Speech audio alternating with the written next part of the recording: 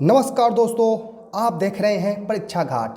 समस्या चाहे जो हो, हमें लड़ने का तरीका आनी चाहिए, क्योंकि हारा वही है जिसने लड़ा ही नहीं है। आज हम पढ़ेंगे चंद्रमा के बारे में, जो सभी प्रतियोगिता परीक्षाओं हेतु बहुत ही महत्वपूर्ण है। चलिए शुरू करेंगे। चंद्रमा का भौगोलिक अध्ययन करने वाले विज्ञान को हम सेलेनोग्राफी कहते हैं।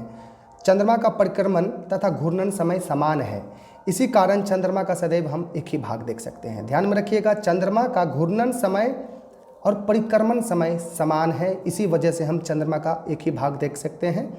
पृथ्वी से चंद्रमा का केवल हम 57% भाग ही देख सकते हैं। चंद्रमा पृथ्वी के अक्ष के करीब समानांतर है। चंद्रमा पृथ्वी के अक्ष के करीब समानांतर ही माना गया है। चंद्रमा को जीवाश्म ग्रह का दर्जा भी दिया गया है। चंद्रमा पृथ्वी की एक परिक्रमा में लगभग समय लगाता है 27 दिन 8 घंटा में पूरे कर लेता है। इतने ही समय में अपने अक्ष पर एक घूर्णन कर लेती है। चंद्रमा का व्यास 3480 किलोमीटर है। इसका द्रव्यमान पृथ्वी के द्रव्यमान का लगभग 1/8 है। एक चंद्रमास, साउडोनिक मास, दोनों एक ही है, दोनों को आपको ध्यान में रखेगा। एक चंद्रमास या साउडोनिक मास यह 29 दिन 12 घंटे 44 मिनट 2.8 सेकंड का समय होता है। चंद्रमा की चट्टानों में टाइटेनियम की अत्यधिक मात्रा पाई गई है।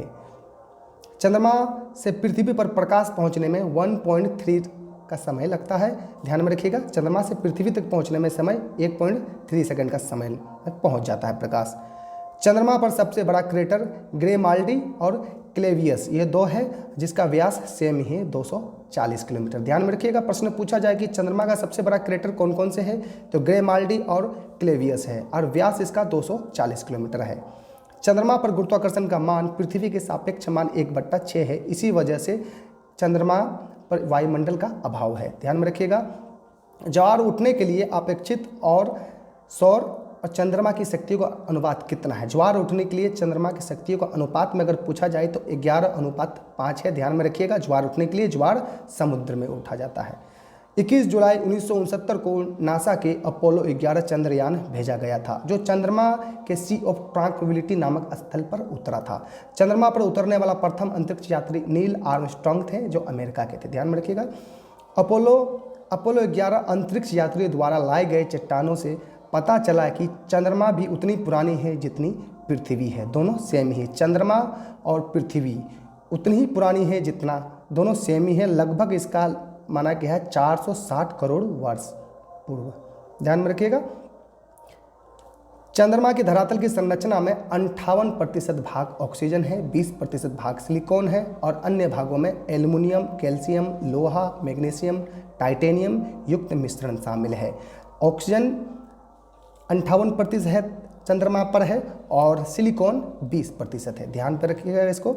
चंद्रमा के अक्ष तल पृथ्वी के अक्ष के साथ 58.48 डिग्री का अक्ष का कोण बनाता है। सी ऑफ ट्रैंक्विलिटी चंद्रमा का वह स्थान है जहां 21 जुलाई 1969 को अपोलो 11 से पहले अंतरिक्ष यात्री नील आर्मस्ट्रांग ने कदम रखा था। नील आर्मस्ट्रांग द्वारा चंद्रमा से लाए गए चट्टानों में टाइटेनियम की अत्यधिक मात्रा पाई गई है। साथ ही पृथ्वी तथा चंद्रमा की प्राचीनता समान समझी गई है।